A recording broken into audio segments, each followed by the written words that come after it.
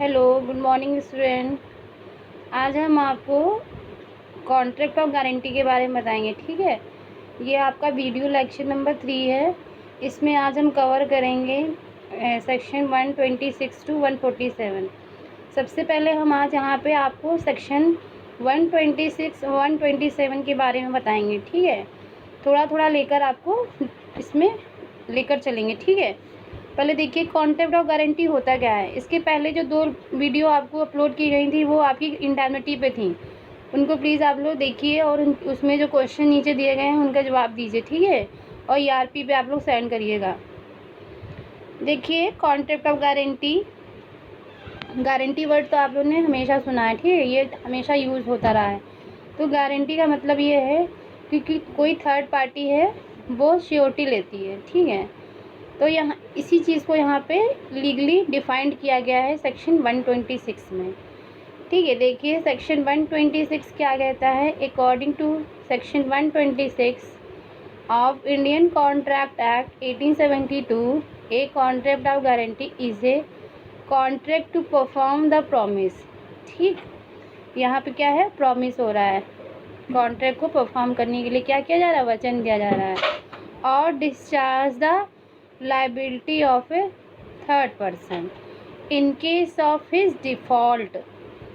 ठीक, मतलब यहाँ पे ये है कि एक पार्टी क्या कर रही है, अपनी लाइबिलिटी डिस्चार्ज करने का क्या करती है, वचन देती है। ठीक, लेकिन इन केस क्या हो जाता है, वो लाइबिलिटी डिस्चार्ज नहीं हो पाती है। मतलब जो उसने वचन दिया था वो इन केस वो डिफ़ॉल्ट कर जाती है, तो वहाँ पे थर्ड पार्टी क्या करती है, उसके बिहाफ पे श्योरिटी लेती है। ठीक, और ये थर्ड पर्सन कौन होता है, श्योरिटी होल्डर होता है। ठीक, तो आपने देखा यहाँ पे 3 पार्टीज़ हो गई। कॉन्ट्रैक्ट ऑफ गारंटी में कितनी पार्टीज़ हो गई, 3 पार्टीज़ हो गई। ठीक है, ये आपका एग्जाम्पल दे रखा है इसमें कि ए क्या है, ए बी को क्या कर रहा है, लोन दे रहा है। बी उसने क्या किया, ले लिया। तो ये जो ले रहा है लोन वो कौन है, प्रिंसिपल डेटर है, और जिसने दिया है वो कौन है, क्रेडिटर है। ठीक, बट यहाँ पे ए क्या करता है, उसको लोन देने से पहले कुछ कंडीशन रखता है। कहता है अगर तुमने डिफ़ॉल्ट किया, इन केस तुम डिफ़ॉल्ट करते हो तो तुम्हारा जो मैं तुम्हें जो लोन दूंगा वो कौन वापस करेगा। तो यहाँ पे सी आता है।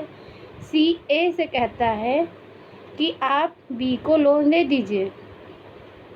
इन केस बी डिफ़ॉल्ट कर जाता है तो मैं उसके बिहाफ पे सारा पेमेंट करूँगा। तो यहाँ पे 3 पार्टीज़ हो गई, ट्रायंगल हो गया ए बी सी।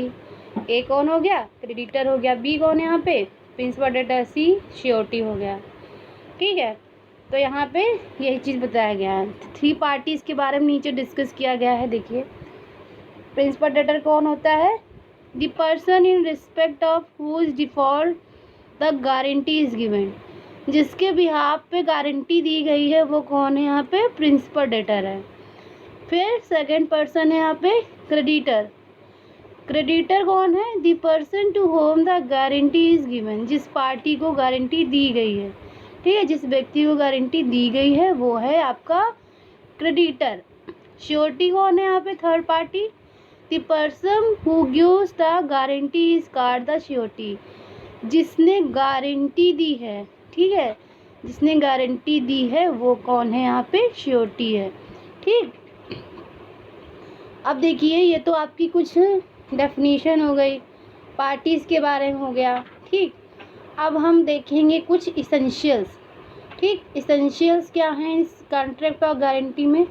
तो कॉमन सी बात है कि कोई भी कॉन्ट्रैक्ट होता है तो वहाँ पे कुछ इसेंशियल एलिमेंट्स होते हैं। उसी तरह जो गारंटी का कॉन्ट्रैक्ट है वहाँ पे भी कुछ इसेंशियल होंगे। पहली बात तो जो मेजर जो इसेंशियल इम्पॉर्टेंट पॉइंट है उसमें क्या है, 3 पार्टीज़ है। ठीक है, इंडemnity में हमने देखा था 2 पार्टीज़ थी, कॉन्ट्रैक्ट ऑफ गारंटी में कितनी पार्टीज़ हो गई, 3 पार्टीज़ है। तो कंकरेंट ऑफ 3 पार्टीज़। ठीक, 3 parties means creditor, principal debtor and surety. फिर सेकेंड आपका दिया है surety distinct promise to be answerable is necessary. जो श्योरिटी होता है वो प्रॉमिस से थोड़ा सा अलग होता है। जैसे कि दिया है ए और बी, ठीक, ए और बी हैं। ए कौन है यहाँ पे, मान लीजिए टीवी सेल करता है, ठीक, वो शॉपकीपर है ए, और बी कौन है यहाँ पे, कस्टमर है, ठीक। बी के साथ सी भी जाता है साथ में, ठीक। वहाँ पे वो लोग एक टीवी खरीदते हैं। टीवी खरीदने के बाद वो जो बी होता है वो उसको, मान लीजिए टीवी की जो कीमत है वो 5,000 है और उसने 3,000 दिए, बाकी के पैसे बोलता है मैं कल दे दूँगा। उसके साथ जो सी है वो भी कहता हाँ ये कल दे देंगे। तो ये क्या हुआ, ये कॉन्ट्रैक्ट ऑफ गारंटी नहीं है। कॉन्ट्रैक्ट ऑफ गारंटी के लिए यहाँ पे क्या कहना चाहिए था सी को, कि मान लीजिए इन्होंने 2,000 रुपये कल नहीं दिए तो आप मुझसे लीजिएगा, ठीक। तो ये हो गया आपका श्योरिटी, ठीक। तो ये प्रॉमिस से थोड़ा अलग है, ठीक है। फिर थर्ड एसेंशियल है इसमें, liability must be legally enforced.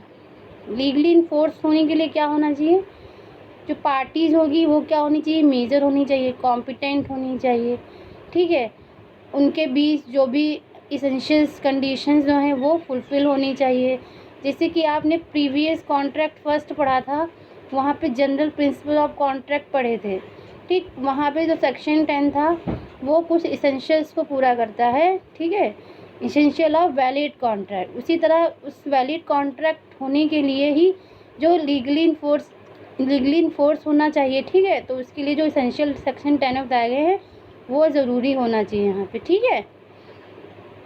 फिर देखिए इसमें कि कुछ लीगली इन्फोर्स बताया गया है इसमें, if liability decided under the Indian limitation act 1963, ठीक है। मान लीजिए जो कॉन्ट्रैक्ट ऑफ गारंटी है कुछ टाइम के लिए है, ठीक है, वहाँ पे कुछ टाइम रखा गया है। जैसे कि जो आपका क्रेडिटर है वो अगर 3 साल तक प्रिंसिपल डेटर से पैसे के लिए क्लेम नहीं करता है तो वहाँ पे अगर श्योरिटी से भी कॉन्ट्रैक्ट हो रखा है तो 3 साल के बाद क्रेडिटर उसको इन्फोर्स नहीं कर सकता, उसको फोर्स नहीं कर सकता कि तुम मुझे रुपए दो, ठीक है। इसलिए इंडियन लिमिटेशन एक्ट के तहत भी यहाँ पे कुछ लीगली बाउंडेशन लगाई गई हैं, ठीक है।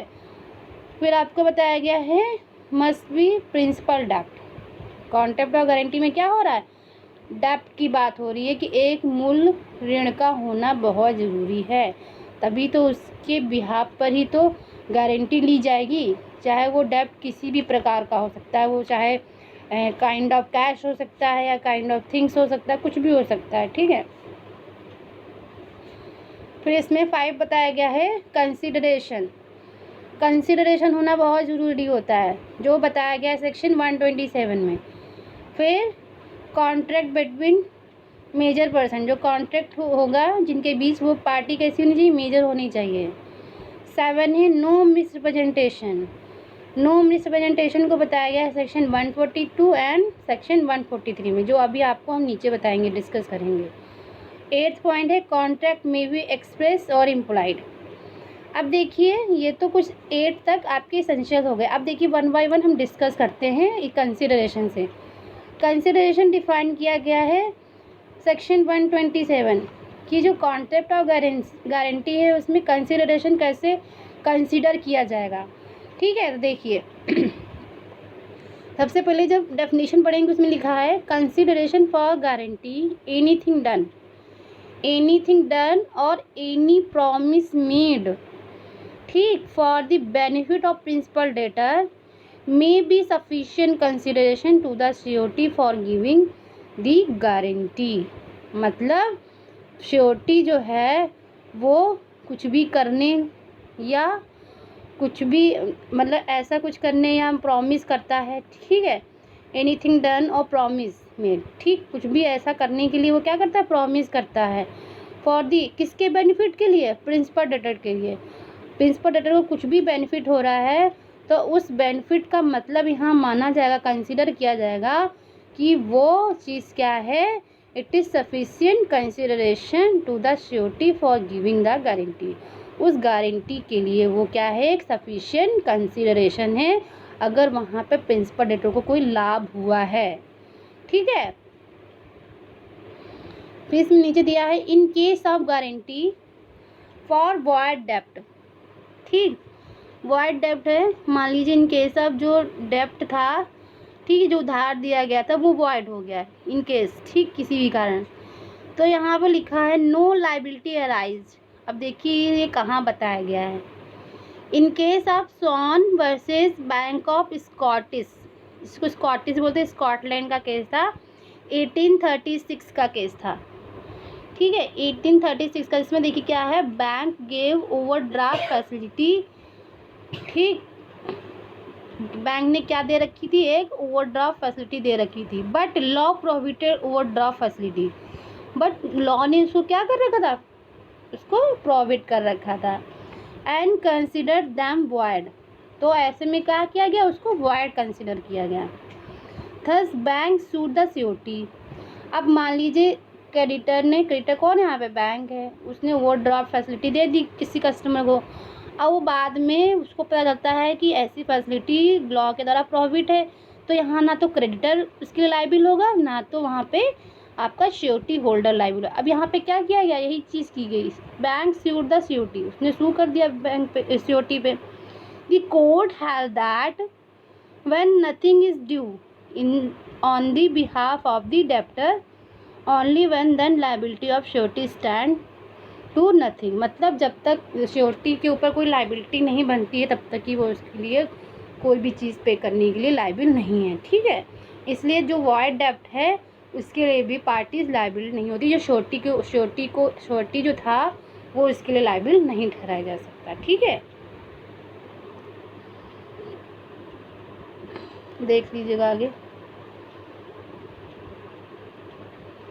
फिर इसमें देखिए आगे, इसमें आता है, ये तो हो गया वॉइड डेप्ट के बारे में। अब बताइए माइनर डेप्ट है, मान लीजिए किसी ने गारंटी किसी माइनर डेप्ट के लिए, माइनर ने कुछ उधार लिया है, उसके लिए गारंटी दी गई है, तो क्या यहाँ पे गारंटर लायबिल होगा, यस लायबिल होता है, और उस जो श्योरिटी होता है वो एज ए प्रिंसिपल डेटर माना जाएगा, ठीक है। वही चीज़ लिखा है, ए माइनर डेप्ट has been knowingly guarantee the surety should be held liable as a principal debtor himself. ऐसा लगेगा जो श्योरिटी है उसने खुद ही उधार लिया है और खुद ही उसकी क्या कर रहा है, पेमेंट कर रहा है, ठीक है। This was held to in the case of Kashiba versus Shripat. और ये चीज़ जो हेल्ड की गई थी, कौन सा केस था, कौशिबा वर्सेस श्रीपत, 1895 का केस था, ठीक, कौशिबा वर्सेस श्रीपत का केस था, इसमें बताया गया था। फिर देखिए, अगर गारंटी इज ऑब्टेन्ड बाय, दिखाया where guarantee is obtained by concealing the material facts, ठीक, the contract of guarantee is invalid, invalid हो जाएगी, कॉमन सी बात। Therefore surety should be aware of all fact, ठीक, कभी भी कॉन्ट्रैक्ट ऑफ गारंटी होता है, जो श्योरिटी होता है उसको सारी कॉन्ट्रैक्ट की टर्म एंड कंडीशन से उसको अवेयर कराना चाहिए। ये काम किसका होता है, क्रेडिटर का और प्रिंसिपल डेटर का, कि मैंने कितना लोन लिया है और क्रेडिटर ने कितना आपको बताया है, और क्रेडिटर का भी यहाँ पे लायबिलिटी बनती है कि वो प्रिंसिपल डेटर के बारे में सारी बातें बताएं, ठीक है। Section 142 and section 143 of the contract act relating to contract relating to guarantee, section 142 and 143 makes this principle valid. अब देखिए कैसे वैलिड बनाता है, लिखा है section 142, guarantee obtain by misrepresentation invalid, और ये कौन बनाएगा, मेड बाय द क्रेडिटर, उसने कुछ भी चीज़ें छुपाई हैं तो वहाँ पे जो श्योरिटी की लायबिलिटीज होती है वो ख़त्म हो जाएंगी, ठीक है, इनवैलिड हो जाएगा कॉन्ट्रैक्ट। या इन केस सेक्शन 140 के अकॉर्डिंग बताया गया है, गारंटी ऑब्टेन बाय कंसीलमेंट, ठीक, वो भी क्या हो जाएगा, इनवैलिड हो जाएगा। Creditor has obtained by means of keeping silence as to material, मतलब वहाँ पे ऐसे कुछ सर्कमस्टांसेस थे जहाँ पे मौनानुकूल बोलते हैं जिसको हिंदी में, उसमें क्रेडिटर को जो डायरेक्शंस थे, जो भी फैक्ट्स थे वो प्राप्त हुए थे, तो ऐसे में भी क्या होता है, वो इनवैलिड हो जाता है। मान लीजिए कि पूछा भी गया तो भी वहाँ पे क्रेडिटर क्या था, वो चुप रहा, तो वहाँ पर भी केस क्या हो जाएगा, इनवैलिड हो जाएगा। इसी में एक केस था, in the case based on London general omnibus versus Holloway का 1912 का केस है। इसमें क्या है, गेव गारंटी फॉर सर्वेंट, ठीक, यहाँ जो कंपनी थी इसमें जो गारंटी दी गई थी सर्वेंट को, who had committed dishonestly earlier.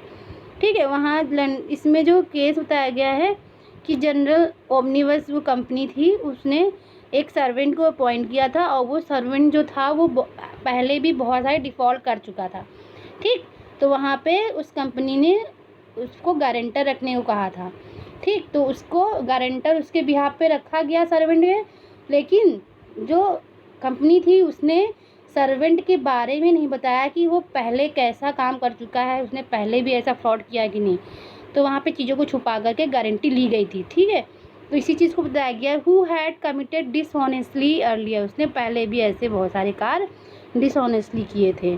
Was not told this by the employer, और एम्प्लॉयर जो वहाँ कंपनी का जो मालिक था उसने सिक्योरिटी को नहीं बताया। So had not liable for the security, और वो फिर क्या हो गया, केस डिसमिस हो गया और उसके लिए जो सिक्योरिटी ली गई थी सिक्योरिटी उसके लिए लाइबल नहीं ठहराया गया। ठीक है, अब आता है इसमें लास्ट एसेंशियल आता है कि जो कॉन्ट्रैक्ट ऑफ गारंटी होता है वो मे बी क्या होता है, एक्सप्रेस और इम्प्लाइड। अब देखिए इंडिया में क्या है और इंग्लिश लॉ में क्या कहता है। इंडिया में क्या है, जो कॉन्ट्रैक्ट ऑफ गारंटी होता है मे बी एक्सप्रेस और इम्प्लाइड वे। ठीक है, and it is not necessary that sign by the principal debtor, और जरूरी नहीं है वहाँ पे साइन वाइन की ज़रूरत पड़े। ठीक है, ये सब चीज़ों की जरूरत नहीं पड़ती है। बट इसमें लिखा है बट इन इंग्लिश लॉ में क्या है, contract of guarantee should be written and sign by the parties. Party कौन हो गया, श्योरिटी को साइन करना होगा। ठीक है, तभी वो श्योरिटी मानी जाएगी, तभी वो कॉन्ट्रैक्ट ऑफ गारंटी माना जाएगा। ठीक है, अगर ये एब्सेंस है, in the absence of this the contract of surety will be void consider. ठीक है, उसको वॉइड मान लिया जाएगा। ओके, आज के लिए इतना ही। Thank you class.